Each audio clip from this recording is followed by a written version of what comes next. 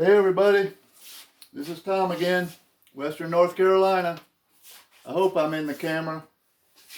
Anyways, I'm gonna show you how I make a rocking chair. This is August the 2nd, I think, 2021. And so this is the chair I'm gonna make. It's a five slat rocking chair with arms.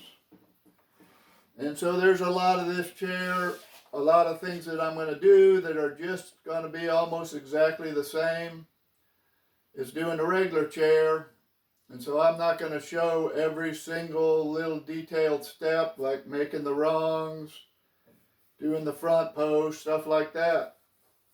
But I'm going to, show you how I'm going to make the arms and show you how I'm going to make the rockers and install the rockers. This chair here, I think, probably is the last rocking chair that I made, and it was made in 2010. It's got quite a bit of patina on it already now. But it's a pretty good chair. And anyways, I got the original idea or the original parameters for this chair out of this book, Fine Woodworking, number 78. And there's a article right here on this chair. And if you can get your hands on this, it might be a little helpful to you. I've changed the way I do the arms, the shape of the arms, and not too much different on the rockers. But this chair here has obviously got a different back, and I changed it over to slats. And so anyways, this was, my basis, I'll call it. That's articles by Brian Boggs. Anyways, this here is the chair stick. And I'm going to show you this chair stick as best I can. Oh, the light's not good over here for showing a chair stick. I'm going to move the camera in front of the light. All right, there we got some light now. So this is the bottom. This is the back post. 1.5 inches wide. And there's your backside rungs. And these measurements over here are the distance from the bottom of the stick. And that back says 17.5, 17.5, 17.5. That's the length. Now here I'm still going down on the back post. This is the bottom of the slat. And that's the size of the slat, the biggest spot on the middle of the slat. There's a center line for the arm. These are all still the distance up from the bottom. There's a second slat, 3.5, third slat, 3 3/4, a fourth slat, 4 inches, fifth slat, 4 1/4. And then the total length is 44. And the taper, this back post tapers from this spot here up to the top, and it goes, from whatever width you have, whatever size you have down here at the bottom, from here on up, it tapers sideways and front to back. That's the back post. Anyways, there's a separate stick for the front post. And it's pretty similar. 1.5 inches approximately. Front rungs are 22. And this front stick here gives you the length of the side rungs. 18.5, 18, 17.5. And then the front post is tapered up here in the top. Doesn't really matter exactly where you start that taper. but it tapers to 1¼ inches right here for about 1/4 of an inch. And then there's your total length.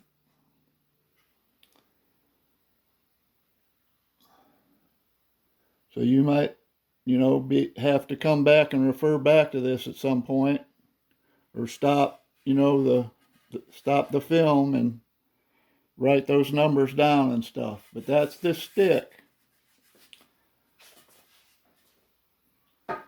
I mean, that's the big stick I made for you guys to see. This is the stick that I've been using for years. It's pretty faded out, and I didn't think it'd be hard for you to read the numbers and stuff. And I'm reminding you again that those slat marks on that stick there are the bottoms of all the slats. The bottoms, and all the mortises, all the slat mortises are all 2 inches, just like on the other chair. But you can see, that I've tried to get it so that the negative space, looks right in the slats, look pretty good, proportional and everything like that. All right, I'm going to set that aside. I'm going to move the camera. Oh, sorry about jerking the camera. I'm going to move the camera back again for a minute. That chair looks pretty funny right in that picture. But some of the things you're going to need for this chair are blanks to make your arms. And these blanks are about at least 5 inches.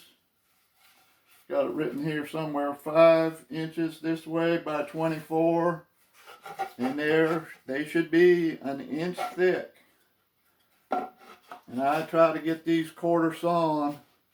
You can split them out quartered, or you can saw them out. But I like to try to have these book matched.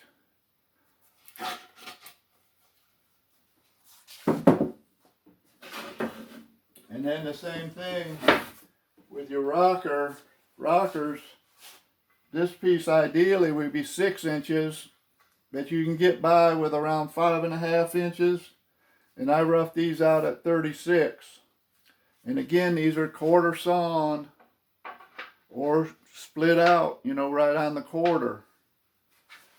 Now, a friend of mine that was in class one time, he went and bought wood at some lumber yard out in Los Angeles, and he got wood that was what I call rift sawn, and it's wood that's not quite exactly quartered, but it has the growth rings like this in it. And we both agreed that possibly would be a little bit stronger than right on the quarter, preventing from splitting. But anyways, those are pieces that you need to get if you're going to make this chair. You can go buy the lumber if you have an access to it, but I generally try to make all my chairs out of I try to use the same wood throughout the whole chair, same tree. And I guess this particular chair that I'm going to make right now, I can't not be certain that all the wood is going to be out of the same tree, because I'm just picking this wood off the shelf. It's leftover wood from way back, from probably or in the vicinity of 2010 when I made this chair. I haven't had a tree, a log to make any rocking chairs out of. I didn't even want to make a rocking chair. So all this stuff is just leftover parts, and it might end up being a little bit mixed up in the way of, what tree is it. So anyways, I've got some back posts here that I've picked off the shelf that I think match pretty good. They've got 2 different numbers on them, but I think they're from the same tree. I must have chose their mates as the better one of each of these 2 sets and used it maybe even in this chair, I'm not sure. But I'm going to use these two back posts. And the bending form looks something like this.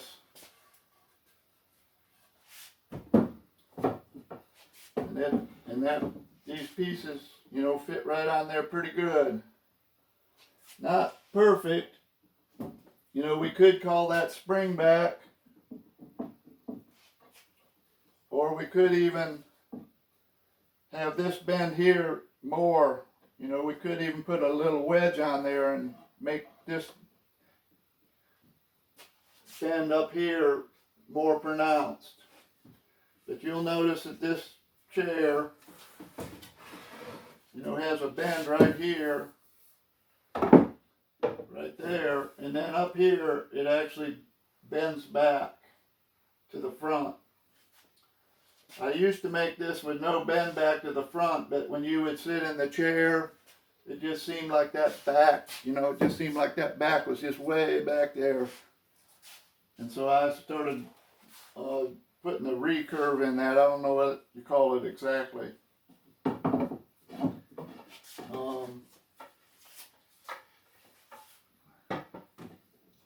So anyways, and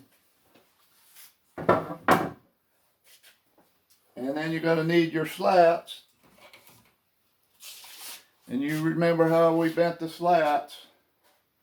And the biggest slat is 4 1/4, so you gotta have some good width. You gotta have a pretty good sized tree to get 1/4 sawn slats. And these slats are cut at 23 and bent at 22. Cut at 23, bent at 22. This distance here is 22, and you cut them at 23. So I've got a pretty good set of slats available to me. I've got about 3 years worth of school notes for me to try to remember how to make this chair and how to go about, you know, going through the steps.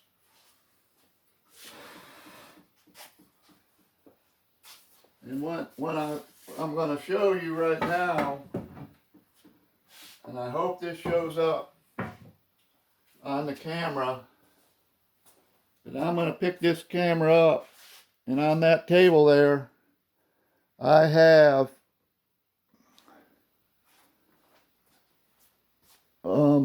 laid out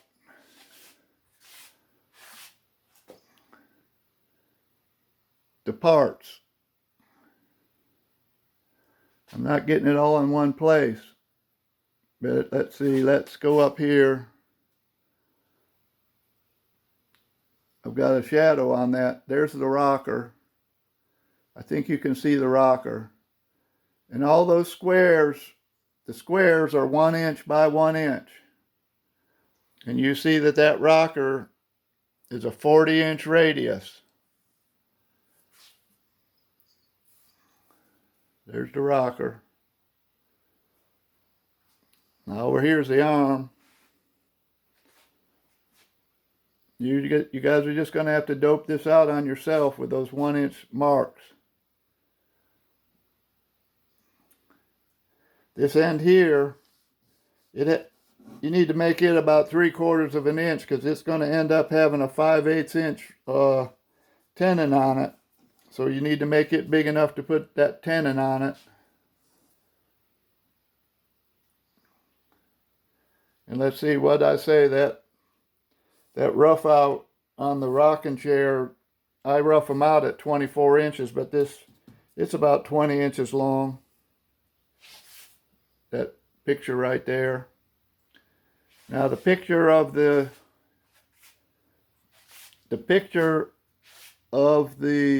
bending form is right here on the bottom. So I'm going to pan across slowly so you can maybe get it. You see I've got there's 20 inches. There's 30. There's 40. And then there's 43. Now that, I cut those back posts at 44, but I guess that curve gets it down to 43. But there you can see how big to make those. You're going to have to count the squares and see what those measurements are. This 0 here and goes over to 43 there. So I hope if you guys are having trouble with that in the next little while I'm making this, you can put a comment in or something and I'll redo these.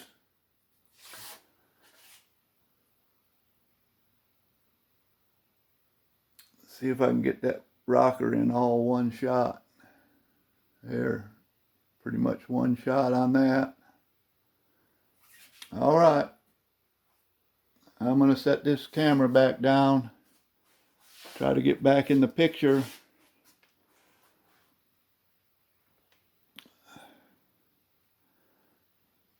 You know, I thought I had a huge amount of stuff to tell you, but anyways, I've already, you know, with that chair stick, those measurements on that chair stick,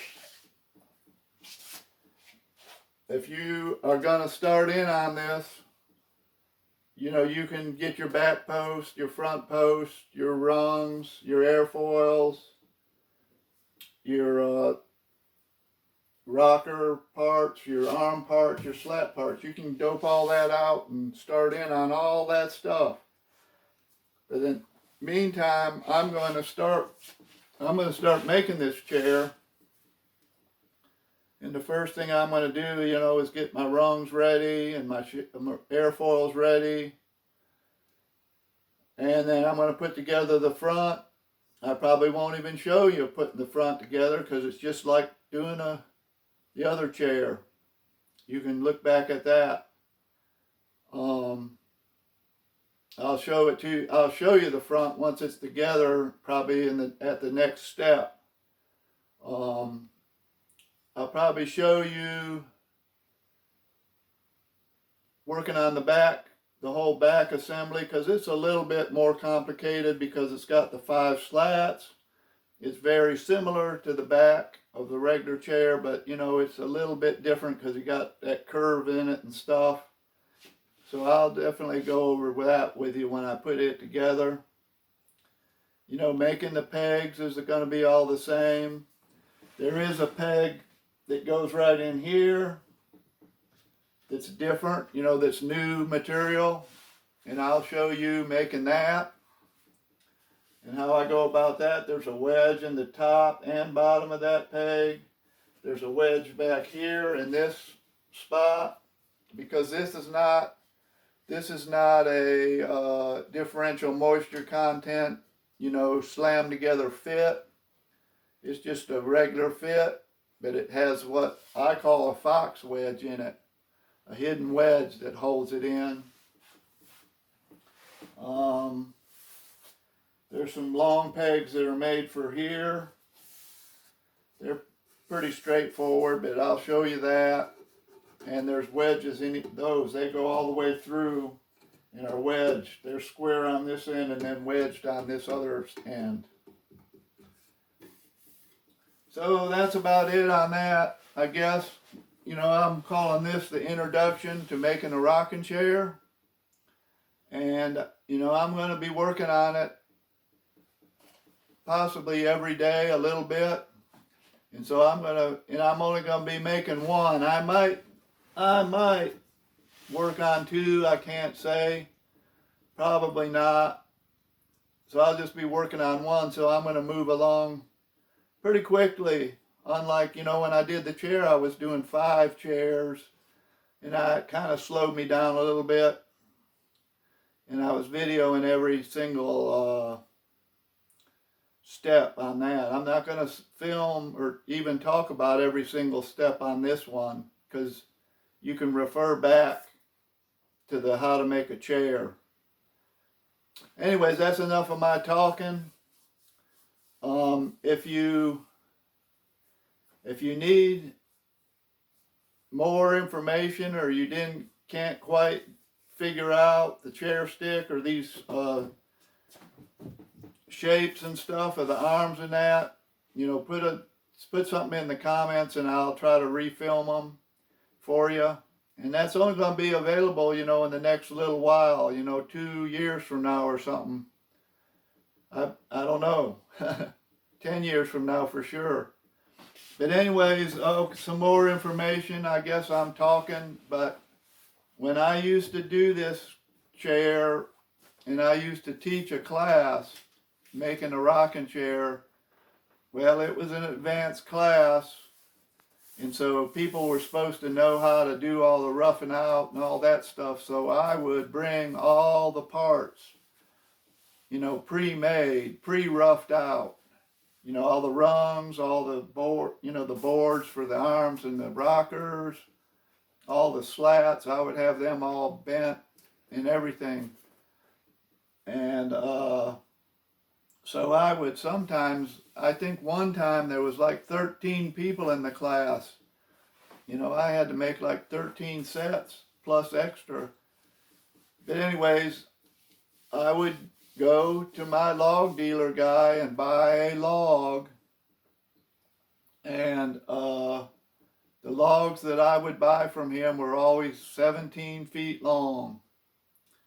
And I would cut 3-4 foot sections out. That's 12 feet. And then I would cut a 2 foot section. And then the bottom section, where the flare is on the tree, I would cut a 3 foot section. And at the time when I was teaching those classes, I knew I had a friend that had a Wood-Mizer sawmill, and I could take that 3 foot section over to him and he would saw it for me, on the quarter, and saw that up. And so I could